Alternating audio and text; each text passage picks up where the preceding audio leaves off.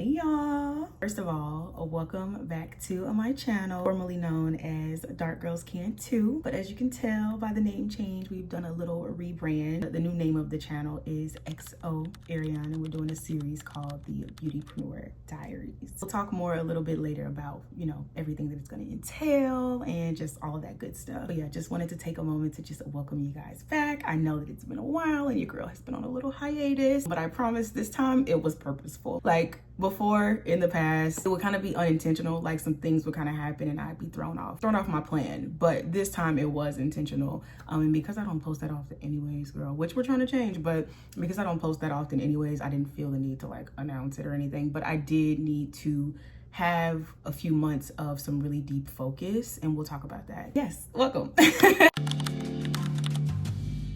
All right, so let's go ahead and get into what even triggered this pivot, because that's what I needed the deep focus for, is so that I could really get clear on what my pivot was going to be and like fully plan that out. And it all happened in phases, which is what we're going to be talking about.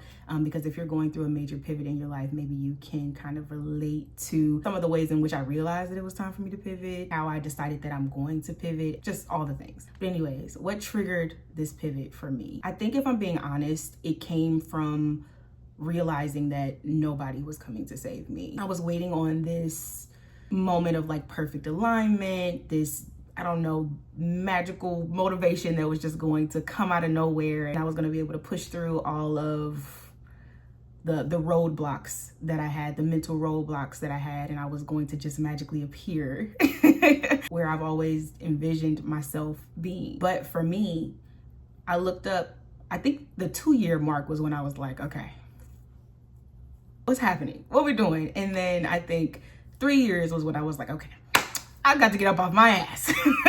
Because no ma'am, no ham, like, we're not doing this. We're not going to keep sitting in this, because clearly nothing is changing and the common denominator is me. So let's fix this. Let's get this shit on the road, okay? Yeah, I realized that if I didn't move, my reality would never change. And I think I was in denial about it for a long time, because I'm like, no, things are gonna work out. Things are gonna work out, but they will only work out if you put in the work to make them work out. And I think that was the part I was missing. So yeah, like I said, for the last, I think it's been 3-4 months, I've had to take some time to do some deep planning, some learning, getting certified in some things, girl, and just doing everything, all of the mental work to kind of gear up for a major pivot.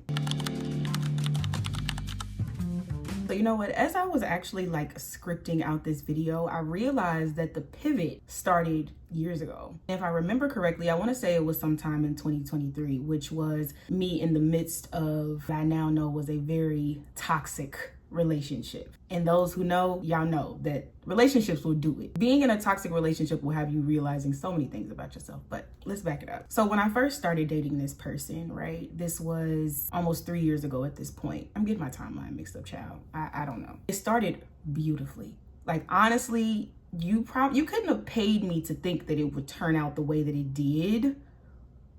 Like, no, you couldn't have. Like, we'll get into that in another video. That's a whole other conversation. Yeah, some days I'm still in disbelief about how that ended. But anyways, it started out beautiful. I really felt like I had found my person. I was like, wow, like, this feels so good. Like, everything just feels damn near perfect. But baby, was I wrong?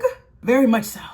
Very much so wrong. And honestly, I hope he's not watching, but this person literally drained so much life out of me. I can't even compare them to anything, but this is not even like about them or like to shit on them or anything, but like, I have to talk about my story and like what happened to me. And this person carried such a dark cloud wherever they went. And because I was such a light, and I thought that all this person needed was a little bit of love, you know what I mean? Because they didn't get that growing up, that, maybe that love could change them, which I think is a little bit more complex, because, we always talk about how like women always think they can change somebody, blah, blah, blah. But I don't even think that I thought I was changing him at the time. I just thought, okay, he doesn't know what real love looks like. He's not a bad person. He has potential. Let me just show him a little love. He'll catch on, and then he'll be able to reciprocate. That's it. I wasn't trying to turn a bad situation into something good, because it didn't feel bad to begin with. So let me just put that out there. Like, I'm not one of those girls that feel like, oh, I can change a man. No, ma'am. and we're not taking on no projects anyways. So long story short, after being with him for about a year or so, I realized that due to his own insecurities about just who he was as a man, he wasn't going to be able to love me in the way that I deserved. And I had tried and tried, and I was as patient as a girl could be, okay? But it wouldn't work. So once I realized I could not save him, I had to make my exit. And I think that this is the part that kind of took a while. Just kind of detaching. Like, if you know, you know. When you've been with somebody for what feels like a long time, even though it really wasn't, especially when you're living together and you just become accustomed to being with this person day in and day out, it's really hard to imagine a life without them. And so I think there was a small part of me that still wanted to be patient and was still hopeful for change. I do know when it fully clicked for me, it was a day I woke up and I was just like, I'm not doing this anymore. Like, it was just that. And so I got the first job I could get because I wasn't working at the time. He, you know, was allowing me to kind of work on my content dreams and just kind of figure out where I was heading, you know, here in Houston. And he was kind of holding it down and taking care of things, which don't ever do that. Don't ever do that. But, you know, I didn't know at the time. It was my first time like being in a real like adult relationship. So you live and you learn. But yeah, I wasn't working. And so I got the first job I could get and I got the fuck. I got up out of there, girl. And actually, I was watching this video by somebody on YouTube named Career Coach Mandy. I don't know if you've heard of her. She's like this little Asian lady, and she is so funny. Her videos are super encouraging. So I like her channel. This morning, I was watching her latest video on betting on yourself and how she was talking about, you know, a bunch of different things. But one of the things that she mentioned that kind of resonated with me today was she was saying that sometimes we kind of get caught up in this idea that this perfect person is going to come into our lives and we're going to become like this power couple or like, and then that's when things are going to click and our career is going to take off and just all the things. But a lot of times we come to the realization that that is just not true. Like I mentioned earlier, nobody's coming to save you. Not a relationship, not your mama, not your daddy, not nobody but you. Like literally everything that you are looking for is already within you. And me personally, now that I've been through some things, I don't feel like it's necessary to bring somebody into your life with the hopes of them changing it when you don't know your true purpose here. Like if you don't know what you're living for and what you're trying to do, bringing somebody else in the picture just kind of steers you further away from figuring out what it is that you want for yourself, if that makes sense.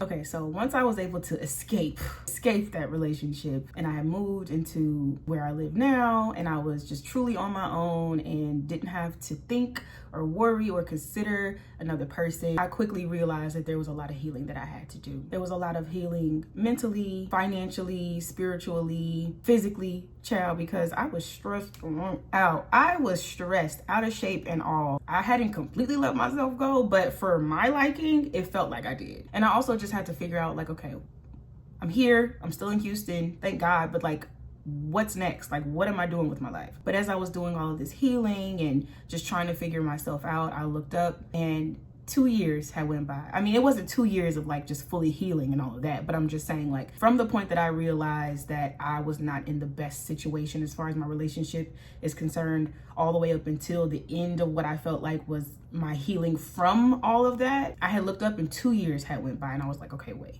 a minute.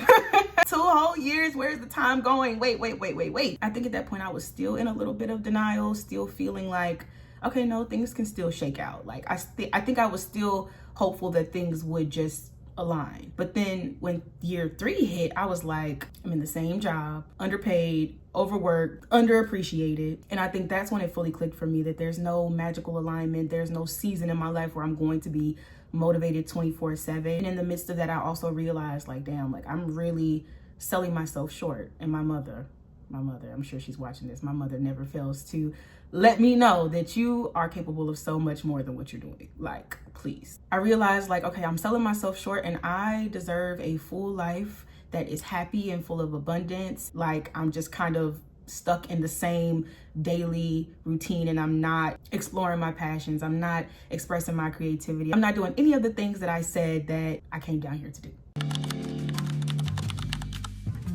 Okay, so this is when things started to feel real for me. Because at this point, we are gearing up to get up out of here. So for me and what I've been doing for the last couple months, for the last few months, is, doing all the learning and getting certified and all the things, but also coming up with a strategic exit plan from just my current situation, my current job. We'll get into creating an exit strategy, I'm thinking, in the next video. So make sure that you subscribe and have your post notifications turned on so that you do not miss out on when that upload is being posted. So for me, that looked like I said, educating myself, getting certified, getting my resume together, portfolio, cover letter. And now I'm at the very end of that phase and I want to document the journey. So that is what this Beautypreneur Diaries series thing is going to be. Well, it's mainly going to be me documenting my journey to becoming a beauty content creator and some other things down the line that I'm not ready to mention just yet. But also, my pivot into marketing. That is the industry that I am thinking that I want to go in right now. Who knows what the future holds? Maybe I'll get into it and maybe I won't really care for it. But as of right now, that is the path that I am choosing. It's going to make sense a lot later on once you figure out where I'm going with the beauty content creation and the marketing. You get it. You get it. You get it. You'll get it if you don't. This honestly is the hardest part of all, because baby, I can plan all day. Honestly, I feel like in a past life, or maybe I should have picked a career where there's a lot more planning involved, because I am that girl that will wake up in the middle of the night, want to rebrand my life. I'm on Pinterest, I'm on Canva, I'm creating a whole new vision board, even though I just created one 6 months ago, and I'm just redoing my entire existence. But honestly, that's the cute part, that's the fun part, that's the aesthetically pleasing part. But in the grand scheme of things, does it really move the needle? Not so much. Yes, it gives you a visual, it gives you something to work towards, but is it actually doing anything? Is it actually getting you closer to where you see yourself? So yeah, executing is definitely the hardest part, because that's when the nerves, the fear, the anxiety all kick in, and you have to really confront those things about yourself and figure out how to fight past them. And I'm finding out that the hardest part of that is continuously, that's the real battle, continuously pushing through those things, even when the results around you are not immediate, even when you can't see, you see yourself putting in all this work, but the things around you are not changing just yet. And I think for me, and what causes a lot of overwhelm is thinking about the bigger picture, thinking about the end goal and where I see myself in 5 to 10 years. That's what gets me overwhelmed, and that's when I normally stop. But like I said, we're fighting past that this time. We're not going to let where we see ourselves now in comparison to where we are stop us from moving the needle and moving things forward. Instead of doing that every day, I'm thinking of, okay, what's one thing that I can do to get me closer to that version of myself that I see, in 10 years? And another thing that I'm learning is, I think I was watching a podcast. I think it was Michelle Obama. I'm not sure who she was talking to. It might have been Kiki Palmer or something, but she was talking about how life is never going to be perfect. Life is never going to fully look like what you envision it to be. It's never going to look like that. And so it's important that even in the rough patches, even in the rough times, you find happiness where you are. And at first, I'm just girl, how? That part is up to you.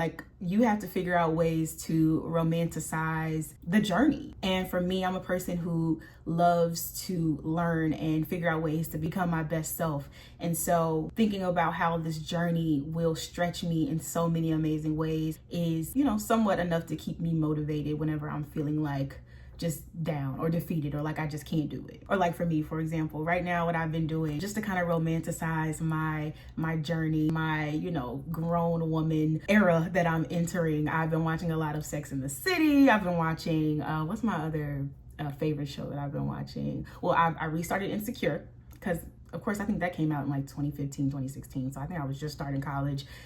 It was a good show. It was funny. It was relatable back then, but it hits differently now. Okay. Insecure, Sex and the City. Because my mom used to have all of the seasons of that, and I never watched it until now, and now I'm in love with it, and I can't stop watching it. But anyways, she's got to have it. That's my show. So just watching them go through their own personal journeys and being able to relate, just seeing them push through and, continue to live life despite all of the challenges that come, has definitely had an impact on me and my ability to keep going. And then I also feel this is where faith enters the chat, girlfriend.